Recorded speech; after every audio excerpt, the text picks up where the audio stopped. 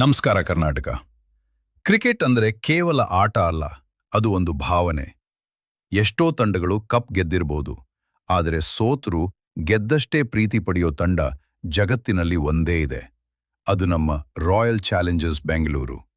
ಹೌದು, ಕಪ್ ಇಲ್ಲ ಅಂತ ಕೆಲವರು ಹೇಳ್ಬೋದು, ಆದರೆ ನಿಷ್ಠೆ, ಪ್ರೀತಿ, ಅಭಿಮಾನಿಗಳ ಹುಚ್ಚು ಇದ್ರಲ್ಲಿ RCB ಯಾವಾಗ್ಲೂ ಚಾಂಪಿಯನ್.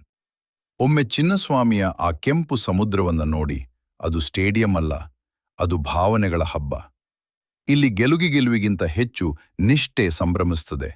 ಸೋತಾಗ ಟ್ರೋಲ್ ಮಾಡೋರ್ಗೇನ್ ಗೊತ್ತು ನಾವು ಯಾಕಿಷ್ಟು ಪ್ರೀತಿಸ್ತೀವಿ ಅಂತ. RCB ಫ್ಯಾನ್ಸ್ ಅಂದ್ರೆ ಗೆದ್ದಾಗ ಕೂಗೋರಲ್ಲ, ಸೋತಾಗ ಬೆನ್ನಿಗ್ ನಿಲ್ಲೋರು. ಇದ್ರಲ್ಲೇ ನಮ್ ಶಕ್ತಿ ಇದೆ.